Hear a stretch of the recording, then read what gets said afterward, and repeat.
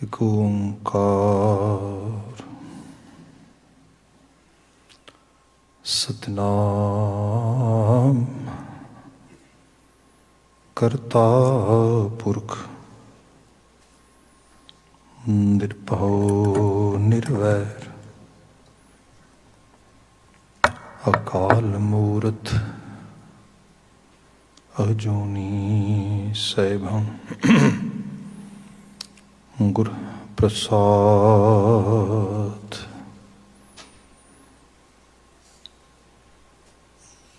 सोए सुनंदड़ी मेरा तन मन मौला, नाम जपंदड़ी लाली। पंध जुलंदड़ी मेरा अंदर ठंडा, गुर दर्शन देख निहाली। पंध जुलंदड़ी मेरा अंदर ठंडा, गुर दर्शन देख निहाली। सतनाम वाहेगुरु साहिब जियो। राग सूही महला पंजवा, अष्टपदियाँ कर नौवां। एक ओंकार सतगुर प्रसाद। जिन डिठिया मन रहसियै, क्यों पाइयै तिन संग जियो। संत सज्जन मन मित्र से, लायन प्रभ स्यों रंग जियो। जिन डिठिया मन रहसियै, क्यों पाइयै तिन संग जियो। संत सज्जन मन मित्र से, लायन प्रभ स्यों रंग जियो। तिन स्यों प्रीत न टुटही, कबहूँ न होवै भंग जियो। पार ब्रह्म प्रभ कर दया, गुण गावां तेरे नित जियो। आए मिलो संत सज्जणा, नाम जपैं मन मित जियो। रहाओ आपनड़े प्रभ पहाणिया, दर गए पैंदा जाए जियो। एथै सुख मुख उजला, इको नाम ध्याए जियो। आदर दिता पार ब्रह्म, गुर सेविया सत पाए जियो। थान थनंतर रब रहिया, सर्ब जियां प्रतिपाल जियो।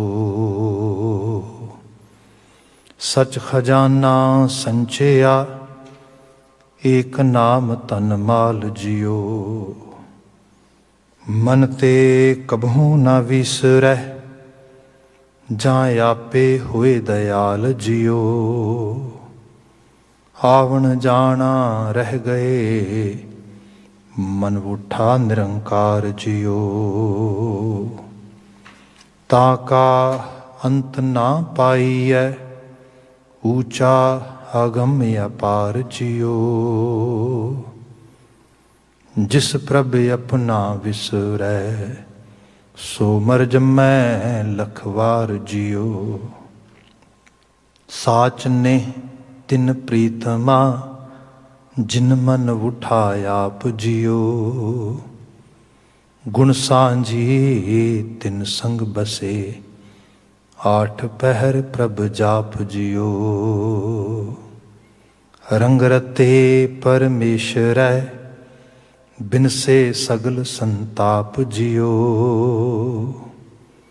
तू करता तू करनहार, तू है एक अनेक जियो। तू समरथ तू सर्ब मैं, तू है बुद्ध विवेक जियो। नानक नाम सदा जपी, भगत जना की टेक जियो।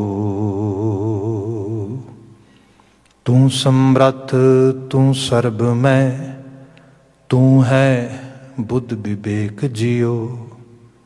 नानक नाम सदा जपी, भगत जना की टेक जियो। वाहिगुरु जी का खालसा, वाहिगुरु जी की फतेह। जुगो जुग अटल शब्द सतगुरु धन धन गुरु ग्रंथ साहिब जी, गुरु पातशाह जी दी अजीम अपार बख्शिश। टल दी शाम असी सत्संगी बन पाए हाँ। ये समा गुरबाणी व्याख्या दा है। इस विच सूही राग दे अष्टपदे चल रहे ने। लमेरा शब्द गुरु अर्जन पातशाह द्वारा उच्चरित किया सानू प्राप्त आ। असी इस पावन शब्द दे पदा बा पदा विचार करते हाँ। कोई 3 पदे विचारे ने। आप जी ने अज 4 नंबर बंद तो अगलेरा पाठ सरवण किया है। विचार 4 नंबर बंद तो अगे तोरांगे, पर विचार की प्रारंभता हमेशा की तरह मुख सुनेहे तो है। सब जिक्र करते ने पार ब्रह्म प्रभ कर दया, गुण गावा तेरे नित जियो। आए मिलो संत सज्जणा, नाम जपै मन मित जियो। रहाओ। अकाल पुरख वाहिगुरु ਉਹ ਹਸਤੀ ਜਿਹੜੀ ਸਾਨੂੰ ਸਾਰਿਆਂ ਨੂੰ ਘੜਨ ਬਣਾਉਣ ਸਾਂਭਣ ਤੇ ਸਾਨੂੰ ਸਾਰਿਆਂ ਨੂੰ ਆਪਣੇ ਵਿੱਚ ਵਿਦਵਾਨ ਕਰਨ ਵਾਲੀ ਹੈ। ਪਾਰ ਬ੍ਰਹਮ ਉਹਦੇ ਅੱਗੇ ਇੱਕ ਅਰਦਾਸ ਹੈ। ਉਹਦੇ ਨਾਲ ਇੱਕ ਭਾਵਨਾਤਮਕ ਰਾਫਤਾ ਹੈ। ਤੇ ਉਸ ਰਾਫਤੇ ਦੇ ਵਿੱਚ ਗੁਰੂ ਬਾਬਾ ਜੀ ਕਹਿੰਦੇ ਤਰਸ ਕਰ, ਗੁਣ ਗਾਵਾਂ ਤੇਰੇ ਨਿਤ ਜਿਓ। ਮੈਂ ਤੇਰੀ ਵਡਿਆਈ, ਤੇਰੀ ਸਿਫਤ ਸਲਾਹ, ਤੇਰਾ ਗੁਣਗਾਨ ਕਰ ਸਕਾਂ। ਜਿਹਨੂੰ ਸਿੰਪਲ ਕਰਕੇ ਕਿਹਾ ਜਾਏ ਤੇ ਤੇਰੀ ਭਗਤੀ ਕਰ ਸਕਾਂ। ਨਾਲ ਇਹ ਜ਼ਿਕਰ ਹੈ ਹੱਥ ਮਿਲੇ ਤਾਂ ਅਸੀਂ ਅਧਿਆਤਮੀ ਤਲ ਤੇ ਆਪਣੇ ਆਪ ਨੂੰ ਸਰਾਬੋਰ ਕਰ ਸਕੀਏ। ਸੋ ਇਹ ਦਾਤਾ ਇਹੋ ਜਿਹੀ ਸੰਗਤ, ਇਹੋ ਜਿਹਾ ਸੰਗ, ਇਹੋ ਜਿਹਾ ਜੀਵਨ ਯਾਪਨ ਆਲੇ ਦੁਆਲੇ ਮਿਲ ਜਾਏ। ਇਹ ਰਹਾਓ ਦਾ ਬੰਦ ਆ। ਹੁਣ ਜਿੱਥੇ ਅਸੀਂ ਪਹੁੰਚੇ ਹਾਂ ਉਹ 4 ਨੰਬਰ ਪਦਾ ਹੈ। ਉਹਦੇ ਤੋਂ ਵਿਚਾਰ ਅੱਗੇ ਤੋਰ ਰਹੇ ਹਾਂ। ਮਹਾਰਾਜ ਕਹਿੰਦੇ ਆਪਨੜੇ ਪ੍ਰਭ ਭਾਣਿਆ, ਦਰਗਾਹ ਦਰਗਹ ਪਹਿੰਦਾ ਜਾਏ ਜਿਓ। ਆਪਨੜੇ ਪ੍ਰਭ ਭਾਣਿਆ। ਹੁਣ ਸਿੰਪਲ ਜੀ ਬਾਤ ਇਹ ਹੈ ਕਿ ਸਾਰਾ ਸੰਸਾਰ ਬਣਿਆ ਆ ਤੇ ਇਹਦੇ ਵਿੱਚ ਜਿਹੜੀ ਜਵਾਬਦੇਹੀ ਹੈ, ਅਕਾਊਂਟੇਬਿਲਿਟੀ ਜਿਹਨੂੰ ਅਸੀਂ ਕਹਿੰਦੇ ਹਾਂ, ਇਹ ਬੜੀ ਲਾਜ਼ਮੀ ਹੈ। ਅਦਰਵਾਈਜ਼ ਪਸ਼ੂ ਪੰਛੀ ਪਰਿੰਦੇ ਜਾਨਵਰ ਇਹ ਤਾਂ ਕੋਈ ਮੈਸ ਨਹੀਂ ਖਿਲਾਰ ਰਹੇ, ਬਲਕਿ ਤੇ ਸਾਰੇ ਈਕੋਸਿਸਟਮ ਦੇ ਵਿੱਚ ਆਪਣਾ ਕੰਟਰੀਬਿਊਸ਼ਨ, ਇੱਕ ਬਣੇ ਹੋਏ ਧਰਮ, ਇੱਕ ਬਣੇ ਹੋਏ ਨਿਜ਼ਾਮ, ਇੱਕ ਬਣੇ ਹੋਏ ਹੁਕਮ, ਕਿਉਂਕਿ ਪਿਛਲੇ ਪਦੇ 'ਚ ਹੁਕਮ ਦੀ ਬਾਤ ਹੋਈ ਸੀ। They are doing their part without any you can say trouble or without any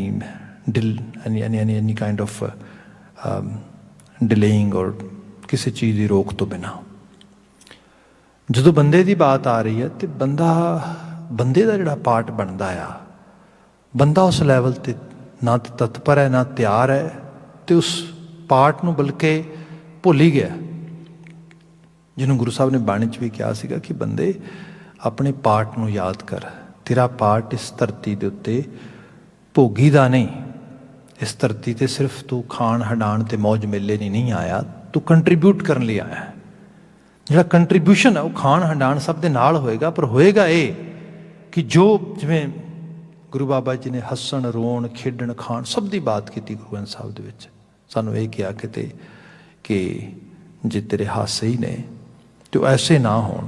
ਬਾਬਾ ਕਬੀਰ ਜੀ ਦਾ ਬਚਨ ਹੈ, ਕਬੀਰ ਗਰਭ ਨਾ ਕੀਜੀਏ, ਰੰਕ ਨਾ ਹਾਸਿਓ ਕੋਈ। ਹਾਸੇ ਗਰੀਬਾਂ ਦਾ ਠੱਠਾ ਨਾ ਹੋਏ। ਹਾਸੇ ਆਲੇ ਦੁਆਲੇ ਨੂੰ ਤੂੰ ਜੀਵਨ ਦੇ ਰਸ ਨੂੰ ਮਾਣ, ਹਾਸ ਰਸ ਨੂੰ, ਪਰ ਇਹ ਕ੍ਰਾਈਟੀਰੀਆ ਬਣਾ ਕਿ ਇਹਦੇ ਨਾਲ ਕਿਸੇ ਦੀ ਜ਼ਿਆਜ਼ਾਰੀ, ਕਿਸੇ ਦੀ ਦਿਲਜ਼ਾਰੀ ਨਾ ਹੋਏ। ਸਿੰਪਲ ਛੋਟੀ ਜੀ ਬਾਤ ਕੀਤੀ।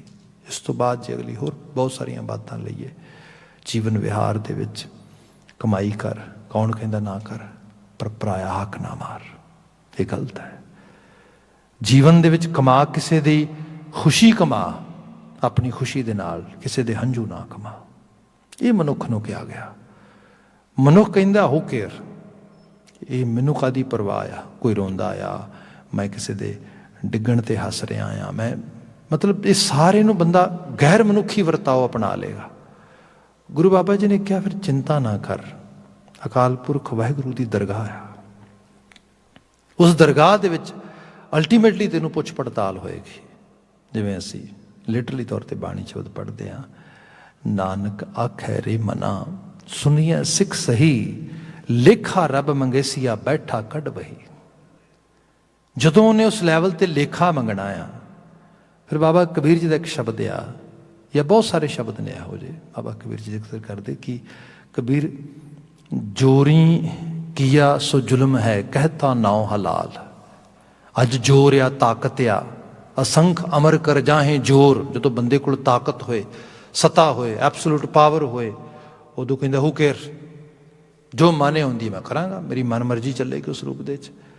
ਤੇ ਗੁਰੂ ਬਾਬਾ ਜੀ ਕਹਿੰਦੇ ਚੇਤੇ ਰੱਖ, ਇਹ ਕੁਦਰਤ ਦਾ ਨਿਯਮ ਆ। ਸੇ ਆਇਆ ਹਿੰਦੁਸਤਾਨ ਦੌਲਤ ਇਸਲਾਮੀ ਹੈ, ਇਹਨੂੰ ਆਪਣੇ ਧਰਮ ਦੇ ਝੰਡੇ ਹੇਠ ਲੈ ਕੇ ਆਉਣਾ। ਹਾਲਾਂਕਿ ਜੇ ਇਸਲਾਮ ਦੀ ਬਾਤ ਕੀਤੀ ਜਾਏ ਤੇ ਭਗਤ ਫਰੀਦ ਤੋਂ ਵਧੀਆ ਕੌਣ ਕਰੇਗਾ। ਉੱਥੇ ਕੋਈ ਫੋਰਸਫੁਲੀ ਕਨਵਰਜਨ ਨਹੀਂ, ਕੋਈ ਕੁਛ ਨਹੀਂ, ਆਪਣੀ ਮਸਤੀ ਦੇ ਵਿੱਚ ਰੱਬੀ ਭਗਤੀ ਤੇ ਬੰਦਗੀ ਦੀ ਬਾਤ ਹੋ ਰਹੀ ਹੈ ਸਾਰੇ ਦੀ ਸਾਰੇ। ਤੇ ਈਵਨ ਸਾਡੇ ਗੁਰੂ ਗ੍ਰੰਥ ਸਾਹਿਬ 'ਚ ਬੈਠੇ ਹੋਏ ਉਹ ਨਮਾਜ਼ਾਂ ਪੜ੍ਹ ਰਹੇ ਨੇ। ਉਹਨਾਂ ਨੂੰ, ਉਹਨਾਂ ਦੀ ਮੁੱਖ ਜ਼ੋਰ ਕਿਹਦੇ ਤੇ ਹੈ? ਇਨਸਾਨੀਅਤ ਤੇ। ਅਸੀਂ ਸ਼ਬਦ ਪੜ੍ਹਦੇ ਹਾਂ, ਫਰੀਦਾ ਇੱਕ ਫਿੱਕਾ ਨਾ ਗਾਲਾਏ ਸਭਨਾ ਮੈਂ ਸੱਚਾ ਧਣੀ।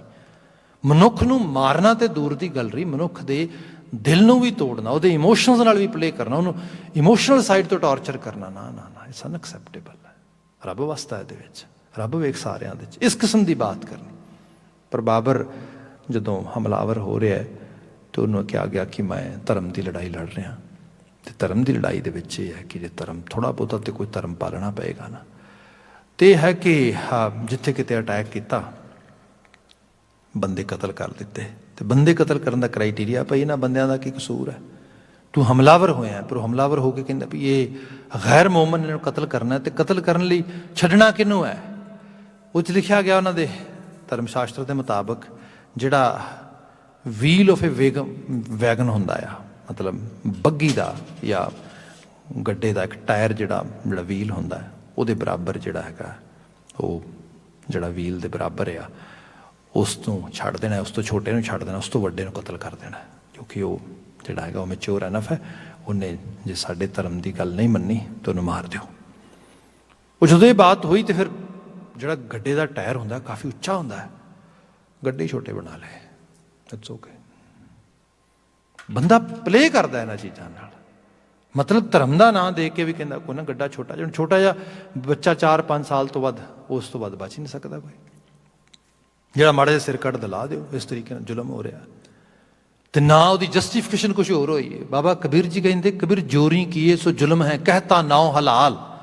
ਧਰਮ ਦਾ ਨਾਮ ਹੀ ਲੈ, ਦਫ਼ਤਰ ਲੇਖਾ ਮੰਗੀਏ ਤੋ ਹੋਏਗੋ ਕੌਣ ਹਵਾਲ। ਜਿੱਦਨ ਦਫ਼ਤਰ 'ਚ ਲੇਖਾ ਹੋਏਗਾ, ਤੇ ਦਫ਼ਤਰ ਦਾ ਲੇਖਾ ਇਹ ਸਿਰਫ ਇੱਥੇ ਨਹੀਂ, ਮਤਲਬ ਇਹ ਨਹੀਂ ਕਿ ਬੰਦਾ ਸੋਚੇ ਕਿ ਮਤਲਬ ਪਤਾ ਨਹੀਂ ਕਿਸੇ ਨੇ ਕਿਹੜਾ ਕੋਟ ਵੇਖਿਆ ਆ, ਕਿਸੇ ਨੇ ਕਿਹੜਾ ਰੱਬ ਦੀ ਦਰਗਾਹ ਵੇਖੀ ਹੈ। ਇਹ ਸਭ ਚੀਜ਼ਾਂ ਹੋ ਰਹੀਆਂ ਨੇ। ਬਹੁਤ ਕੁਛ ਇਹਦੇ ਬਾਰੇ ਅੱਜ ਦੀ ਦੁਨੀਆ 'ਚ ਵੀ ਪੜ੍ਹਿਆ ਸੁਣਿਆ ਜਾ ਸਕਦਾ ਹੈਗਾ। ਇੱਕ ਬੜੀ ਵੈਟਰਨ ਨਰਸ ਅਮਰੀਕਾ ਦੇ ਵਿੱਚ ਰੀਸੈਂਟਲੀ ਉਹਨੇ ਕਿਤਾਬ ਲਿਖੀ ਸੀ, people who cheat to death. ਮਤਲਬ ਕਈ ਵਾਰ ਬੰਦੇ ਹੁੰਦੇ ਨੇ ਬਿਲਕੁਲ ਮਰਨ ਦੇ ਆਰ ਪਾਰ ਹੁੰਦੇ ਨੇ, ਤੇ ਤਾਂ ਹੀ ਤੇ ਕੁਝ ਇਹੋ ਜਿਹਾ ਮਿਰਾਕਲਸ ਕੁਛ ਐਵੀਨਿਊ ਲੱਭਦਾ ਆ, ਬਚ ਜਾਂਦੇ ਨੇ। ਜਾਂ ਕਈਆਂ ਨੂੰ ਡਾਕਟਰ ਕਹਿੰਦਾ ਕਿ ਹੀ ਔਰ ਸ਼ੀ ਇਜ਼ ਡੈਡ, ਐਂਡ ਆਫਟਰਵਰਡ ਦੇ ਰਿਅਲਾਈਜ਼ ਨੋ ਹੀ ਔਰ ਸ਼ੀ ਸਟਿਲ ਹੈਵ ਲਾਈਫ। ਸੋ ਇਹਨਾਂ ਨੂੰ ਦੁਬਾਰਾ ਫਿਰ ਜਿਹੜਾ ਹੈਗਾ ਉਸ ਤਰੀਕੇ ਨਾਲ, ਇਸ ਕਿਸਮ ਦੀਆਂ ਕਈਆਂ ਦੇ ਕਾਰਡੀਅਲ ਐਪੀਸੋਡਸ ਹੁੰਦੇ ਨੇ, ਉਹ ਥੋੜ੍ਹੀ ਦੇਰ ਲਈ ਬਿਲਕੁਲ ਸ਼ਟ ਡਾਊਨ ਹੋ ਜਾਂਦਾ, ਫਿਰ ਦੁਬਾਰਾ ਹੋਸ਼ ਆਉਂਦੀ। ਬਹੁਤ ਸਾਰੇ ਇਹੋ ਜਿਹੇ, ਉਹਨੇ ਬਹੁਤ ਸਾਰੇ ਕੇਸ ਇੰਟਰਵਿਊ ਕੀਤੇ, ਉਹ ਲੰਬਾ ਸਮਾਂ ਰਹੀ ਉਹਨੇ। ਉਹਨਾਂ ਸਾਰਿਆਂ ਤੋਂ ਬਾਅਦ ਜਦੋਂ ਫਿਰ ਬਾਤ ਕੀਤੀ, ਉਹ 'ਚ ਵੱਡਾ ਹਿੱਸਾ ਤੁਹਾਨੂੰ ਮਿਲ ਜਾਏਗਾ ਜਦੋਂ ਲੋਕ ਮਰਨ ਦੇ ਆਰ ਪਾਰ ਦੇ ਜਿਹੜੇ ਨੇ ਐਕਸਪੀਰੀਅੰਸ ਡਿਸਕਰਾਈਬ ਕਰਦੇ ਨੇ। ਜਿਹਨੂੰ ਸਾਹਿਬ ਨੇ ਕਿਹਾ ਸੀਗਾ ਨਾ ਕਿ ਜਿਹੜਾ ਹੈਗਾ ਹੱਥ ਮਰੋੜੇ ਤਨ ਕਪੈ ਸਿਆਹੋਂ ਹੋਵਾ ਸੇਤ। ਜਦੋਂ ਹੱਥ ਪੁੱਠੇ ਹੁੰਦੇ ਨੇ ਇਸ ਤਰੀਕੇ ਦੇ ਨਾਲ, ਮਤਲਬ ਜਾਨ ਨਿਕਲਦੀ ਹੈ। ਹੁਣ ਇਹ ਕੋਈ ਸੌਖਾ ਕੰਮ ਥੋੜ੍ਹਾ ਆ ਇਸ ਕਲਬੂਤ ਵਿੱਚੋਂ ਉਸ ਤਰੀਕੇ ਦੇ ਨਾਲ। ਅਤੇ ਤਨ ਕਪੈ, ਤਨ ਕਾਂਪ ਖਾਂਦਾ ਆ, ਮਤਲਬ ਇਹ ਜਿਹੜਾ ਨੈਚੁਰਲ ਵੇ ਦੇ ਨਾਲ ਡੈਥ ਦਾ ਪ੍ਰੋਸੈਸ ਆ। ਸਿਆਹੋਂ, ਜਿਹੜਾ ਬੜਾ ਸ਼ਿਆ ਸੀਗਾ, ਮਤਲਬ ਜਿਹਦੇ 'ਚ ਜਿਵੇਂ ਕਹਿੰਦੇ ਨੇ ਵੀ ਬੜਾ ਮਤਲਬ ਸ਼ਾਹ ਰੰਗ ਹੈ ਇਹਦਾ। ਸ਼ਾਹ ਅਸੀਂ ਕਾਲੇ ਨੂੰ ਵੀ ਕਹਿ ਦਿੰਦੇ, ਪਰ ਸ਼ਾਹ ਦਾ ਮਤਲਬ ਲਾਲੀਮਾ ਮਾਰਨ ਵਾਲਾ, ਇੱਥੇ ਉਹ ਆ ਰਿਹਾ। ਸਿਆਹੋਂ ਹੋਵਾ ਸੇਤ, ਸੇਤ ਸ਼ਵੇਤ, ਚਿੱਟਾ, ਧੁੱਤ ਚਿੱਟਾ ਰੰਗ ਹੋ ਗਿਆ, ਖੂਨ ਨੁੱਚੜ ਗਿਆ ਸਾਰੇ ਦਾ ਸਾਰਾ, ਮੌਤ ਆ ਗਈ। ਸੋ ਇਹੋ ਜਿਹੀ ਹਾਲਤ ਨੂੰ ਜਦੋਂ ਫੇਸ ਕਰਨਾ ਹੈ, ਬੰਦੇ ਨੂੰ ਅਹਿਸਾਸ ਹੁੰਦਾ ਵੀ ਕੀ ਬਣੇਗਾ। ਖੈਰ, ਜਿਹੜੀ ਮੈਂ ਬੇਨਤੀ ਕਰਨ ਲੱਗਾ ਸੀਗਾ ਕਿ ਇਹਦੇ ਬਾਬਤ ਲੋਕਾਂ ਦੇ ਤਜਰਬੇ, ਐਕਸਪੀਰੀਅੰਸ ਤੁਸੀਂ ਉਹਨਾਂ ਨੇ ਸ਼ੇਅਰ ਕੀਤੇ ਵੱਖਰੇ ਵੱਖਰੇ ਲੈਵਲ 'ਤੇ। ਇੰਟਰਨੈਟ 'ਤੇ ਪਿਆ ਸਾਰਾ ਕੁਝ। ਵੈਸੇ ਤੇ ਇੱਕ ਹੈ ਅਨਟੋਲਡ 1984, ਕਮਰ ਸੰਧੂ ਦਾ ਕੰਮ ਹੈ, ਕਾਫੀ ਚੰਗਾ ਕੰਮ ਕੀਤਾ ਉਹਨੇ ਉਹਦੇ 'ਚ, ਨੋ ਡਾਊਟ। ਉਹਨੇ ਸਟੈਬਲਿਸ਼ਮੈਂਟ ਦੀ ਗੱਲ ਵੱਡੇ ਲੈਵਲ 'ਤੇ ਕੀਤੀ ਹੈ, ਪਰ ਇੱਕ ਡਿਫਰੈਂਟ ਪਰਸਪੈਕਟਿਵ ਦੇ ਵਿੱਚ ਡਾਟਾ ਪ੍ਰੈਜ਼ੈਂਟ ਕੀਤਾ ਹੈ। ਉਹਦੇ 'ਚ ਉਹ ਰਿਟਾਇਰਡ ਲੈਫਟੀਨੈਂਟ ਜਨਰਲ ਸਿਨਹਾ ਨੂੰ ਇੰਟਰਵਿਊ ਕਰਦਾ ਹੈ, ਅਤੇ ਉਹਦੇ ਜਦੋਂ ਉਹਨੂੰ ਬਹੁਤ ਸਾਰੀਆਂ ਗੱਲਾਂ ਕਹਿੰਦਾ, ਅਤੇ ਉਹ ਸੀਗਾ ਜਿਹਨੇ ਇਨਕਾਰ ਕੀਤਾ ਸੀਗਾ ਕਿ ਨੋ ਦਰਬਾਰ ਸਾਹਿਬ 'ਤੇ ਫੌਜ ਚੜ੍ਹਾਉਣੀ ਹੈ ਕੋਈ ਸਿਆਣਪ ਦਾ ਕੰਮ ਹੈ। ਮਫਾਦ ਹੁੰਦੇ ਨੇ, ਕਮਿਊਨਿਟੀਜ਼ ਵਿੱਚ ਹੁੰਦੇ ਨੇ, ਇੱਥੇ ਮੂਵਮੈਂਟਸ ਚੱਲਦੀਆਂ, ਬੜਾ ਕੁਛ ਹੁੰਦਾ ਆ। ਸੋ ਪੋਲੀਟੀਕਲ ਪ੍ਰੋਬਲਮਸ ਦੇ ਪੋਲੀਟੀਕਲ ਜਿਹੜੇ ਨੇ ਉਹਨਾਂ ਦੇ ਸੋਲਿਊਸ਼ਨਸ ਹੁੰਦੇ ਨੇ। ਉਸ ਕਿਸਮ ਦੀ ਬਾਤ ਸਾਰੀ ਹੋਈ। ਉਹ ਖੈਰ ਉਲਾਮੇ ਹੋ ਗਿਆ, ਉਹ ਤੋਂ ਕਿਤੇ ਲੈਸ ਸੀਨੀਅਰਿਟੀ ਦਾ ਬੰਦਾ, ਸਾਰੀ ਉਹ ਇੰਟਰਵਿਊ 'ਚ ਬਿਆਨ ਕਰਦਾ। ਤਾਂ ਫਿਰ ਉਹ ਬਿਆਨ ਕਰਦਾ ਕਿ ਉਹ ਇੱਕ ਸ਼ਖਸ ਜਿਹੜਾ ਉਹ ਸਾਰਾ ਦਾ ਪਾਰਟ ਰਿਹਾ, ਉਹ ਮੇਰਾ ਮਿੱਤਰ ਵੀ ਸੀਗਾ, ਅਤੇ ਇੱਧਰ ਕਿਤੇ ਹਿਮਾਚਲ ਦੇ ਇਲਾਕੇ 'ਚ ਰਹਿੰਦਾ ਸੀਗਾ। ਬਾਏ ਚਾਂਸ ਰਿਟਾਇਰਡ ਹੋ ਗਏ, ਹੁਣ ਸਰਵਿਸ ਕੀਤੀ ਇੰਨਾ ਲੰਬਾ ਸਮਾਂ, ਅਤੇ ਉਹਦਾ ਇਲਾਕਾ ਉੱਥੇ ਅਸੀਂ ਗਏ ਸੀਗੇ। ਮੇਰੇ ਨਾਲ ਕੋਈ 2 ਮਿੱਤਰ ਮੇਰੇ ਹੋਰ ਸੀਗੇ। ਉਹ ਤਾਂ ਕਿਉਂਕਿ ਮੇਰੇ ਫੌਜ ਦੇ ਵਿੱਚ ਸਿੱਖ ਵੱਡੇ ਹਿੱਸੇ 'ਚ ਰਹੇ, ਸੋ ਮੇਰੇ ਮਿੱਤਰ ਸੱਜਣ ਵੀ ਰਹੇ ਸਿੱਖ ਬਹੁਤ ਸਾਰੇ। ਤੁਸੀਂ ਕੁਝ ਮੇਰੇ ਨਾਲ ਕੁਝ ਫਰੈਂਡ ਨੇ ਮੇਰੇ, ਇਹਨਾਂ 'ਚੋਂ ਇੱਕ ਸਿੱਖ ਫਰੈਂਡ ਵੀ ਹੈਗਾ। ਤੁਸੀਂ ਉਹਦੇ ਸ਼ਹਿਰ 'ਚ ਗਏ ਹਾਂ, ਅਤੇ ਉਹ ਕਹਿਣ ਲੱਗੇ ਵੀ ਉਹ ਬਿਮਾਰ ਹੈ, ਤੁਸੀਂ ਉਹਨੂੰ ਵਿਜ਼ਿਟ ਕਰਨ ਲਈ ਚਲੇ ਗਏ, ਅਤੇ ਪਤਾ ਲੱਗਾ ਕਿ ਉਹ ਮਤਲਬ ਟੋਟਲੀ ਬੈੱਡ ਰੈਸਟ 'ਤੇ ਹੈਗਾ, ਅਤੇ ਉਹ ਬਹੁਤਾ ਗੱਲਬਾਤ ਕਰ ਨਹੀਂ ਸਕਦਾ, ਬਹੁਤੀ ਉਹਦੀ ਕੋਈ ਮੂਵਮੈਂਟ ਵਗੈਰਾ ਹੈ ਨਹੀਂ ਕਿ ਥੋੜ੍ਹਾ ਬਹੁਤਾ ਹਿੱਲਦਾ ਜੁਲਦਾ, ਅਤੇ ਹਾਂ ਪਹਿਚਾਣ ਲੈਂਦਾ ਜੇ ਕਿਤੇ ਬੋੜਾ ਕੋਈ ਕਲੋਜ਼ ਜਾਏ ਅਤੇ ਉਸ ਤਰੀਕੇ ਦੇ ਨਾਲ। ਠੀਕ ਹੈ ਜੀ। ਉਹ ਅਸੀਂ ਕਹਿੰਦਾ ਅੰਦਰ ਗਏ, ਅਤੇ ਉਹ ਜਦੋਂ ਅੰਦਰ ਗਏ ਹਾਂ, ਅਤੇ ਉਹ ਜਦੋਂ ਉੱਥੇ ਉਹਨੇ ਦੇਖਿਆ, ਪਹਿਲਾਂ ਤਾਂ ਉਹ ਸਰਦਾਰ ਜਿਹੜਾ ਮੇਰੇ ਨਾਲ ਸੀਗਾ, ਰਿਟਾਇਰਡ ਸਰਵਿਸਮੈਨ, ਉਹਨੂੰ ਅੰਦਰ ਨਹੀਂ ਜਾਣ ਦੇ ਰਹੇ ਸੀਗੇ ਕਿਉਂਕਿ ਸਿਕਿਉਰਿਟੀ ਵਾਲੇ ਸੀਗੇ ਉੱਥੇ। ਅਤੇ ਉਹ ਕਹਿੰਦਾ ਇਟਸ ਓਕੇ। ਮੈਂ ਉਹਨਾਂ ਨੂੰ ਕਿਹਾ ਵੀ ਐਸਾ ਕੁਛ ਨਹੀਂ ਹੈਗਾ, ਅਸੀਂ ਕੋਈ ਇਹੋ ਜਿਹਾ ਕੋਈ ਕੰਮ ਕਰਨ ਵਾਸਤੇ ਨਹੀਂ ਆਏ, ਅਤੇ ਨਾ ਇਹੋ ਜਿਹੀ ਕੋਈ ਬਾਤ ਹੈ। ਮੈਂ ਨਾਲ ਲੈ ਗਿਆ, ਅੰਦਰ ਗਏ। ਜਦੋਂ ਅੰਦਰ ਗਏ ਅਤੇ ਉਹਨੂੰ ਆਵਾਜ਼ ਵਗੈਰਾ ਸੁਣੀ, ਥੋੜ੍ਹਾ ਬਹੁਤਾ ਉਹਨੇ ਪਹਿਚਾਨਿਆ। ਸਰਦਾਰ ਜੀ ਵੱਲ ਵੀ ਦੇਖਿਆ ਬੜੇ ਧਿਆਨ ਦੇ ਨਾਲ, ਉਹਦੇ ਸਿਰ 'ਤੇ ਪੱਗ ਸੀਗੀ, ਅਤੇ ਕਹਿੰਦਾ ਉਹ ਥੋੜ੍ਹੇ ਹੱਥਾਂ ਨਾਲ ਇਸ਼ਾਰੇ ਕਰੇ, ਉਹ ਸਿਰ 'ਤੇ ਐਵੇਂ ਲਾਏ, ਫਿਰ ਇਸ ਤਰੀਕੇ ਨਾਲ ਕਰੇ, ਫਿਰ ਐਵੇਂ ਕਰੇ, ਇਸ ਤਰੀਕੇ ਨਾਲ। ਕਹਿੰਦਾ ਸਾਨੂੰ ਸ਼ਾਇਦ 10 ਸੈਕਿੰਡ ਨਹੀਂ ਲੱਗੇ ਹੋਣੇ, ਅਸੀਂ ਅੰਡਰਸਟੈਂਡ ਕਰਕੇ ਕੀ ਕਹਿ ਰਿਹਾ। He is trying to present his apology. His conscience is telling something he didn't do right. ਦਰਗਾਹ ਕੋਟ ਕਿੱਥੇ ਲੱਭੋਗੇ ਫਿਰ? ਬੰਦੇ ਦੀ ਚੇਤਨਾ ਜਿਹੜੀ ਹੈ, ਅਵਚੇਤਨ, ਇਹਦੇ ਤੇ ਬਿਲਕੁਲ ਤਸਵੀਰ ਬਣ ਰਹੀ ਹੈ। ਤੇ ਜਦੋਂ ਬੰਦਾ ਜਿਉਂਦੇ ਜੀ ਉਸ ਹੈਲ ਨੂੰ, ਉਸ ਨਰਕ ਨੂੰ ਉਸ ਸੁਰਤੇ 'ਚ ਲੈ ਰਿਹਾ ਹੈਗਾ, ਅੱਖਾਂ ਬੰਦ ਹੋਣ ਤੋਂ ਬਾਅਦ ਕੀ ਹੋਏਗਾ? ਕੋਈ ਬੰਦਾ ਕਹੇਗਾ ਤੁਸੀਂ ਰੈਸ਼ਨਲਾਈਜ਼ ਨਹੀਂ ਕਰ ਸਕਦੇ। I totally agree. I cannot rationalize what's going to happen after death. But at the same time, whatever is happening around the death, in those moments, what do you think? ਜੋ ਉਹਦੇ 'ਚ spirit ਹੈ, conscious है, जो soul है, जो life है जिहड़ी which was happening, what is that life, that portion of our self is carrying now? वो की कैरी कर रहे नाल? गुरु साहब ने बाणी च वार वार एहसास कराया, बंदे उस मोमेंट ਨੂੰ ਚੇਤੇ ਰੱਖ। लेटर और सूनर ਤੇ ਜਾਣਾ ਹੈ ਸਭ ਨੇ। ਮੈਂ ਇੱਥੇ ਬੋਲ ਰਿਹਾ, ਰਿਕਾਰਡ ਹੋ ਰਿਹਾ, ਜਾ ਰਿਹਾ ਇੰਟਰਨੈਟ ਤੇ ਸਾਰਾ, ਤੇ ਨੋ ਡਾਊਟ ਕੱਲ ਨੂੰ ਟਾਈਮ ਆਏਗਾ, ਇਹਨੂੰ ਸੁਣਨਗੇ ਕੋਈ ਸੱਜਣ, ਕੋਈ ਮਿੱਤਰ, ਕੋਈ ਸੁਹਿਰਦ ਆਲੇ ਦੁਆਲੇ ਤੇ ਕਹਿਣਗੇ, ਆ ਦੇਖੋ ਬੋਲ ਰਿਹਾ, ਇੱਥੇ ਅੱਜ ਨਹੀਂ ਹੈਗਾ। It's true. ਤੁਸੀਂ ਬੈਠੇ ਹੋ ਇੱਥੇ, ਭਗਤ ਫਰੀਦ ਦਾ ਬਚਨ ਹੈ, ਫਰੀਦਾ ਜਿਤ ਆਸਨ ਹਮ ਬੈਠੇ ਕੀਤੇ ਬੈਸ ਗਏ ਆ। ਜਿੱਥੇ ਅਸੀਂ ਬੈਠੇ ਹਾਂ ਇੱਥੇ ਪਤਾ ਨਹੀਂ ਕਿੰਨੇ ਬਹਿ ਬਹਿ ਕੇ ਤੁਰ ਗਏ ਨੇ। ਜੇ ਬੰਦੇ ਨੂੰ ਅਹਿਸਾਸ ਰਹੇ ਇਸ ਗੱਲ ਦਾ, ਕੀ ਸੋਚਦੇ ਹੋ, ਬੰਦਾ ਗੁਨੇਗਾਰ ਹੋਏਗਾ। ਐਕਚੁਅਲੀ ਇੱਥੋਂ ਸਪਿਰਿਚੁਅਲ ਲੈਵਲ ਤੇ ਬੰਦੇ ਦੀ ਜਿਹੜੀ ਅਪਲਿਫਟਿੰਗ ਸ਼ੁਰੂ ਹੁੰਦੀ ਆ। ਪਰ ਸਾਹਿਬ ਕਹਿੰਦੇ ਹਾਲਤ ਇਹ ਹੈ ਕਿ ਖਾਣਾ ਪੀਣਾ, ਹੱਸਣਾ, ਸੌਣਾ, everything is aligned, everything is in our actually diary.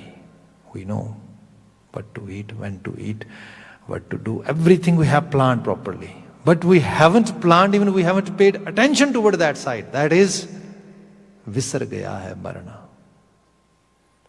बंदा सोचता है ये कोई ना साइंस बड़ी तरक्की कर रही है, कोई ना कोई बन जाना है टीका उन्नी देर तक, अपन it's not a big deal, I am here for ever.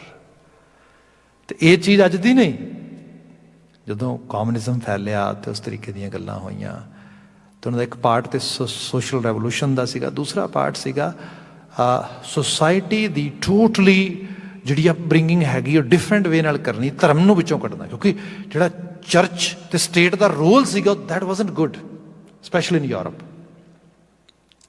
ਉਹਨਾਂ ਕਹਿੰਦੇ ਇਹਨੂੰ ਬ੍ਰੇਕ ਡਾਊਨ ਕਰਨ, ਤੋੜਨਾ ਬਿਲਕੁਲ, ਕਿਉਂਕਿ ਕਾਰਨ ਇਹ ਸੀਗਾ ਕਿ ਧਰਮ ਦਾ ਆਗੂ ਮੁਲਕ ਦੇ ਆਗੂ ਨੂੰ ਸਪੋਰਟ ਕਰਦਾ ਸੀਗਾ ਤੇ ਰਲ ਕੇ ਸੀ ਜਿਹੜੀ ਆ ਸਾਰੀ ਖੇਡ ਖੇਡੀ ਜਾਂਦੀ ਸੀ, ਲੋਕ ਪਿਸਦੇ ਸੀਗੇ। ਜਿਹੜਾ ਬੁਰਜੂਆ ਸੀਗਾ ਉਹ ਆਮ ਲੋਕਾਂ ਤੋਂ, ਮਤਲਬ ਜਿਹਨੂੰ ਅਸੀਂ ਐਲੀਟ ਕਹਿ ਲਓ, ਉਹ ਪਿਸ ਰਿਹਾ ਸੀਗਾ। ਤੂੰ ਤਾਂ ਕਿਹਾ ਕਿ ਠੀਕ ਹੈ ਇਹਨੂੰ ਬਿਲਕੁਲ ਕੱਢ ਦਿੰਦੇ ਆ ਵਿੱਚੋਂ। ਪਰ ਇਹਦੇ 'ਚ ਇਹ ਸੱਚਾਈ ਹੈ ਕਿ ਕੁਝ ਚੀਜ਼ਾਂ ਬੰਦੇ ਦੇ ਫਾਈਬਰ ਦੇ ਨਾਲ ਜੰਮੀਆਂ ਨੇ। ਧਰਮ ਦੀ ਭੁੱਖ, ਰੂਹਾਨੀ ਭੁੱਖ ਜਿਹੜੀ ਹੈ, ਕਿਉਂਕਿ ਰੂਹ ਤੇ ਹੈ ਨਾ ਬੰਦੇ 'ਚ, ਉਹਦੀ ਵੀ ਨੀਡ ਆ। ਤੁਸੀਂ ਗਿਰਜੇ, ਮੰਦਰ, ਮਸੀਤਾਂ, ਗੁਰਦੁਆਰੇ ਬੰਦ ਕਰ ਦਿਓਗੇ ਤੇ ਕੀ ਸੋਚਦੇ ਹੋ ਲੋਕ ਇਸ ਚੀਜ਼ ਤੋਂ ਦੂਰ ਚਲੇ ਜਾਣਗੇ? ਨੋ ਵੇ, ਡੇਰੇ ਬਣਨਗੇ, ਵੱਖਰੇ ਵੱਖਰੇ ਹੋਰ ਕਲਟ ਆ ਜਾਣਗੇ। ਕਿਉਂ ਨਾ ਉਸੇ ਚੀਜ਼ ਨੂੰ ਹੀ ਪ੍ਰੋਪਰਲੀ ਜਿਹੜਾ ਹੈਗਾ ਉਸ ਲੈਵਲ ਤੇ ਲਿਆਂਦਾ ਜਾਏ ਤੇ ਲੋਕਾਂ ਨੂੰ ਉਸ ਤਰੀਕੇ ਨਾਲ ਉਹਨਾਂ ਦੀ ਸਪੋਰਟ ਕੀਤੀ ਜਾਏ, ਉਹਨਾਂ ਦੀ ਹੈਲਪ ਕੀਤੀ ਜਾਏ, ਉਹਨਾਂ ਨੂੰ ਐਜੂਕੇਟ ਕੀਤਾ ਜਾਏ।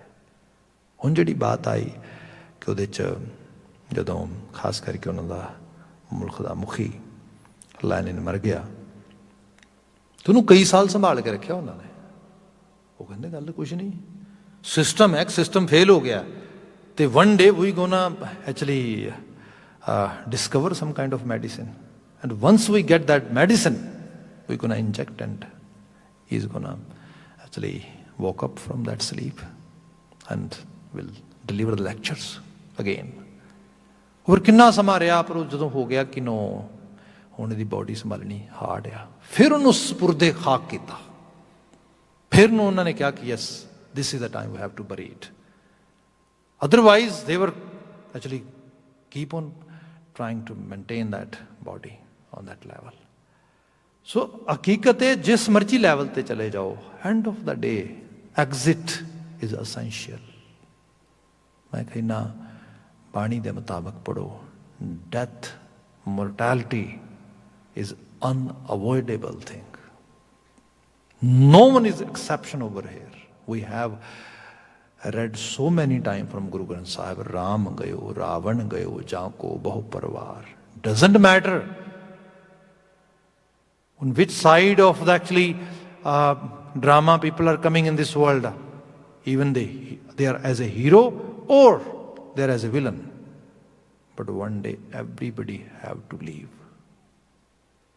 ये जिहड़ी चीज़ आ ये बंदे की सुरत च एहसास रहे। इहनूं साडे दानिशमंदां ने हाईली इंटलैक्चुअल्स ने गल कही सीगी, काल चिंतन अकाल चिंतन है। जदों काल चेते रहिंदा है अकाल आप ही चेते आ जाता। बड़ियां इहो जिहियां कहानियां, बड़े इहो जे मतलब वखरे वखरे रूप ने सिक्ख्या दे। एक छोटा जिहा रंग कह के वाइंड अप कर देना, क्योंकि जिहड़ा बचन है ना, आपने प्रभाणिया दरगाह दरगाह पहनदा जाए जियो।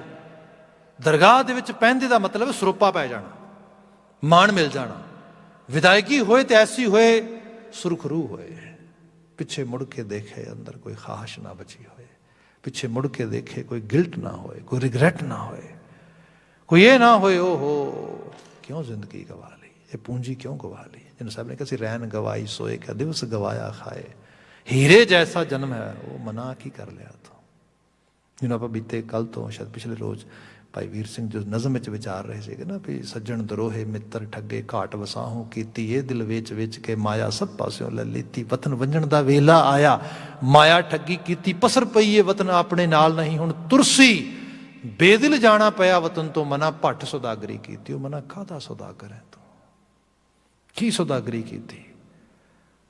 What have you earned by getting this precious life? इस किस्म का रिग्रेट ना होए, ਉਹਦੇ ਲਈ ਜੇ ਬਚਣਾ ਹੋਏ ਤੇ ਜਿਹੜਾ ਕਾਲ ਚਿੰਤਨ ਆ, ਮੈਂ ਉਹ ਬਾਤ ਸਾਖੀ ਪ੍ਰਮਾਣ ਦੇਣ ਲੱਗਾ ਸੀਗਾ।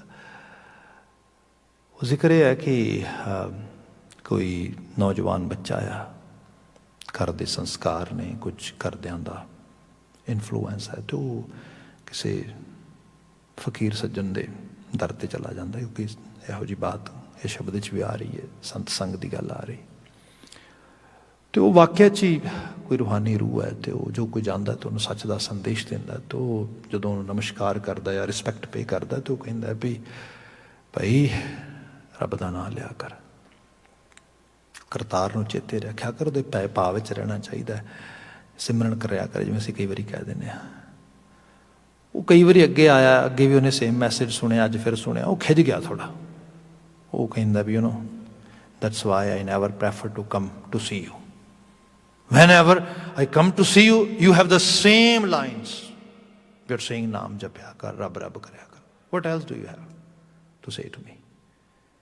Ever ਸਾਡੇ ਵੀ young ਬੱਚੇ ਕਈ ਵਾਰੀ ਕਹਿ ਦੇਣਗੇ ਗੁਰਦੁਆਰੇ ਜਾ ਕੇ ਕਰਨਾ ਹੈ, they are saying same, they are repeating same kind of things. They are saying ਬਾਣੀ ਪੜੋ, ਰੱਬ ਰੱਬ ਕਰੋ, ਸਿਮਰਨ ਕਰੋ, what else? Nothing.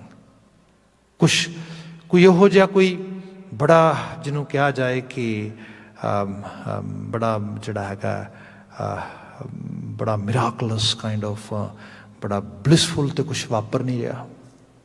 They just either they are singing something और they are talking, nothing else. वो सेम यंग बच्चा उन्होंने कहना जिस लहजे नाल क्या उन्हें, वो फकीर बाबे ने कहा कोई गल नहीं बेटा। वो कहता नहीं नहीं कोई गल नहीं, तुसी जो कहोगे भी तो मैं, तुसी सुन दो कि मैं करांगा, मैं नहीं करांगा, करन नूं मन ही नहीं करता। तो जे करा भी थोड़ा बहुता तो बिल्कुल ही चेते नहीं आता, रब तो याद ही नहीं आता कभी भी, बिल्कुल होर ही कुछ चलता अंदर। तुसीं दस दो कि तुहाडे कोल तरीका है, then I can follow your method, it might help to me. वो कहता कोई ना बेटा, I will definitely tell you a method. उन्हें सोचा मैथड इहदे कोल है नहीं गा कोई, and just he is wasting his और my time over here. Conversation over हो गई, समा अपनी जाचे बतीत हो गया। बड़ी कमाल की भावपुरतो कहानी रूप चीज़ लिखी किसी ने। ये समय दियाँ कई लेयर्स होंदियां ने, जिवें तुसीं अज सोचते हो कि everything is going according to your plan, things never go like that. There are actually some time when a whole situation is against to us. That time if we are not stable, then we can only actually see the mess, nothing else. Sometimes situation just tests us. If we get failed, then we have actually bad consequences. If we get past, then definitely we can get very sweet fruit, even though we had actually some kind of hard time. ਉਹਦੇ 'ਚ ਹੁੰਦਾ ਇਹ ਕਿ ਉਹ ਬੱਚਾ ਕਿਤੇ ਪੁਰਾਣੇ ਸਮੇਂ ਦੀ ਗੱਲ ਹੈ, छोटे छोटे राजे रजवाड़े होंगे सी, राजे की कचहरी च पेश किया गया, कोई ਉਹਦੇ ਤੇ ਇਲਜ਼ਾਮ ਲਗਾਇਆ ਕਿਸੇ ਨੇ ਤੇ ਉਹ ਇਲਜ਼ਾਮ ਸਾਬਤ ਹੋ ਗਿਆ ਕਚਹਿਰੀ 'ਚ, ਤੇ ਉਹ ਕਹਿੰਦਾ ਵੀ ਸਾਡੇ ਮੁਲਕ ਦੇ ਕਾਨੂੰਨ ਮੁਤਾਬਕ ਤੈਨੂੰ ਸਜ਼ਾਏ ਮੌਤ ਹੈ। ਉਹ ਬੜਾ ਰੋਇਆ, ਉਹ ਕਹਿੰਦਾ ਰਾਜਨ ਨਾ, ਮੈਂ ਕੋਈ ਜ਼ੁਲਮ ਨਹੀਂ ਕੀਤਾ, ਮੈਂ ਤਾਂ ਬੜੇ ਚੰਗੇ ਪਰਿਵਾਰ 'ਚੋਂ ਬੱਚਾ ਹਾਂ। ਇਹ ਤਾਂ just it happened due to, actually you can say, a wrong time, a wrong crowd, and actually ਇੱਕ ਤਰ੍ਹਾਂ ਦੇ ਨਾਲ they caught me at a wrong level, that's why। ਉਹਨਾਂ ਕਹਿੰਦੇ ਨਹੀਂ ਜੀ, ਤੇ ਕਾਨੂੰਨ ਹੈ, ਸਜ਼ਾਏ ਮੌਤ ਤੇ ਹੋਏਗੀ। ਖੈਰ ਉਹਨੇ ਰੌਲਾ ਬੜਾ ਪਾਇਆ। ਰਾਜੇ ਨੇ ਕਿਹਾ ਵੀ ਰੌਲਾ ਪਾਉਣ ਦਾ ਕੋਈ ਫਾਇਦਾ ਕੋਈ ਨਹੀਂ ਹੈਗਾ, ਸਜ਼ਾ ਸੁਣਾ ਦਿੱਤੀ ਗਈ। ਉਹ ਕਹਿੰਦਾ ਵੀ ਕੁਛ please show some kind of mercy, ਕੁਛ ਤੇ ਪਲੀ ਕਰਨ ਦਾ ਤੇ ਹੱਕ ਹੋਣਾ ਚਾਹੀਦਾ ਨਾ। ਉਹ ਕਹਿੰਦਾ ਉਹ ਹੈਗਾ, ਉਹਦੇ 'ਚ ਇਹ ਹੈਗਾ ਕਿ ਬਣੇ ਹੋਏ ਕਾਨੂੰਨ ਦੇ ਮੁਤਾਬਕ ਤੈਨੂੰ ਮਾਫੀ ਵੀ ਦਿੱਤੀ ਜਾ ਸਕਦੀ ਹੈ। ਮਾਫੀ ਇਸ ਤਰ੍ਹਾਂ ਆ, ਬਹੁਤੀ ਦੂਰ ਦੀ ਗੱਲ ਨਹੀਂ। ਐਡਾ ਵੱਡਾ ਸ਼ਹਿਰ ਹੈ ਸਾਡਾ, ਸਾਡੀ ਰਾਜਧਾਨੀ ਹੈ, ਸਾਡੇ ਸ਼ਹਿਰ ਮੇਨ ਸ਼ਹਿਰ ਹੈ ਇਸ ਮੁਲਕ ਦਾ। ਅਸੀਂ ਕੀ ਕਰਾਂਗੇ ਕਿ ਤੈਨੂੰ ਸ਼ਾਹੀ ਕਿਲੇ ਦੀ ਦੀਵਾਰ ਤੋਂ ਇੱਕ ਹੱਥ 'ਚ ਲਪਾ-ਲਪ ਕੰਨਾਂ ਤੱਕ ਬਿਲਕੁਲ ਜਿਹੜਾ ਹੈਗਾ ਭਰਿਆ ਹੋਇਆ ਕਟੋਰਾ ਦੁੱਧ ਦਾ ਤੇਰੇ ਹੱਥਾਂ 'ਤੇ ਰੱਖਾਂਗੇ ਤੇ ਤੈਨੂੰ ਸਾਰੇ ਸ਼ਹਿਰ ਦਾ ਚੱਕਰ ਲਵਾਵਾਂਗੇ। ਜੇ ਉਸ ਕਟੋਰੇ ਦੇ ਵਿੱਚੋਂ ਇੱਕ ਬੂੰਦ ਥੱਲੇ ਡਿੱਗ ਗਈ, then your crime has been proven and ਕੋਤਵਾਲ ਤੇਰੀ ਗਰਦਨ ਤੇ ਤਲਵਾਰ ਚਲਾ ਦੇਗਾ। you're done। ਹਾਂ, ਜੇ ਤੂੰ ਕਟੋਰੇ ਨੂੰ ਐਜ਼ ਇਟ ਇਜ਼ ਜਿੱਥੋਂ ਤੁਰਿਆ ਉੱਥੇ ਵਾਪਸ ਲੈ ਪੂਰੇ ਸ਼ਹਿਰ ਦਾ ਚੱਕਰ ਲਗਾ ਕੇ, ਫਿਰ ਭਾਈ ਮੁਆਫੀ ਹੈ ਪੱਕੀ, ਫਿਰ ਤੈਨੂੰ ਕੋਈ ਨਹੀਂ ਫੜੇਗਾ। ਇਹ ਸਾਡੇ ਇੱਥੇ ਪ੍ਰਾਵਧਾਨ ਹੈ, ਪ੍ਰੋਵੀਜ਼ਨ ਹੈ ਇਸ ਗੱਲ ਦੀ। ਹੁਣ ਚੋਇਸ ਤਾਂ ਕੋਈ ਹੈ ਨਹੀਂ, ਇਸ ਕਰਕੇ ਉਹਨੇ ਕਿਹਾ ਵੀ ਠੀਕ ਹੈ ਜੀ। ਉਹ ਜਦੋਂ ਰਾਹ ਹੀ ਇਹ ਬਚਿਆ ਤਾਂ ਫਿਰ ਇਹਦੇ 'ਚੋਂ ਉਸਨੂੰ ਸ਼ਾਹੀ ਕਿਲੇ ਦੇ ਬਾਹਰਲੇ ਦਰਵਾਜ਼ੇ ਤੋਂ ਹੱਥਾਂ 'ਤੇ ਕਟੋਰਾ ਰੱਖਿਆ, ਕੋਤਵਾਲ ਨੇ ਭਰ ਕੇ ਲੱਪਾ ਲੱਪ ਕੰਨਾਂ ਤੱਕ ਦੁੱਧ ਦਾ, ਤੇ ਤੋਰ ਦਿੱਤਾ। ਹੁਣ ਉਹ ਤੁਰਦਾ ਆ ਇੱਕ ਬਾਜ਼ਾਰ ਵਿੱਚੋਂ, ਇੱਕ ਗਲੀ ਵਿੱਚੋਂ, ਇੱਕ ਕੂਚੇ ਵਿੱਚੋਂ, ਇੱਕ ਮੁਹੱਲੇ ਵਿੱਚੋਂ, ਕਰਦਿਆਂ ਕਰਦਿਆਂ ਕਰਦਿਆਂ ਕਰਦਿਆਂ ਅਖੀਰ ਸ਼ਾਮ ਪੈਣ ਤੋਂ ਪਹਿਲਾਂ ਪਹਿਲਾਂ ਜਿੱਥੋਂ ਤੁਰਿਆ ਸੀਗਾ, ਕਰਨਾ ਰੱਬ ਦਾ ਕੁਝ ਐਸਾ, ਉਸੇ ਜਗ੍ਹਾ ਤੇ ਵਾਪਸ ਪਹੁੰਚ ਗਿਆ ਤੇ ਬਾਏ ਚਾਂਸ ਇੱਕ ਬੂੰਦ ਵੀ ਦੁੱਧ ਦੀ ਬਾਹਰ ਨਹੀਂ ਡਿੱਗੀ।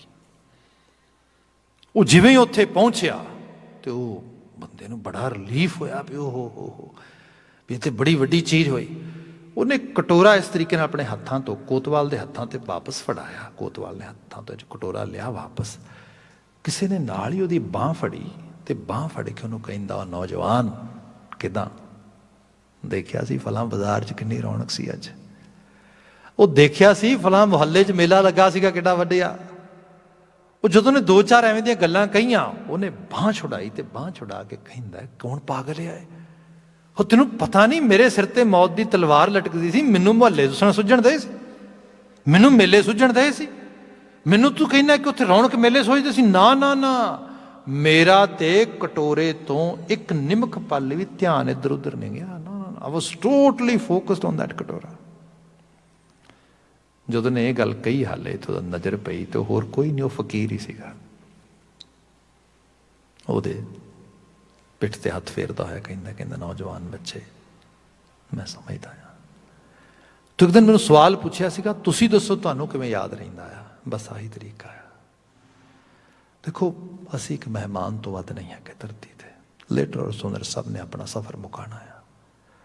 ਬਾਣੀ ਇਹ ਕਹਿ ਰਹੀ ਹੈ ਕਿਆ ਜਾਨਾ कि वो मरेंगे, कैसा मरना होए, we never know, we are not aware how we gonna die, when we gonna die।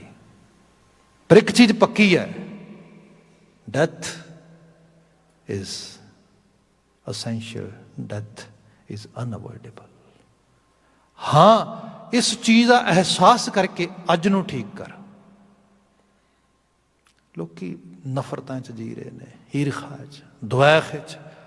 कई बार तो मैं देखदा, कई बार लोग कहणगे मैं फलाने बंदे नूं, मैनूं 20 साल हो गए, मैं तैनूं मत्थे नहीं लाया।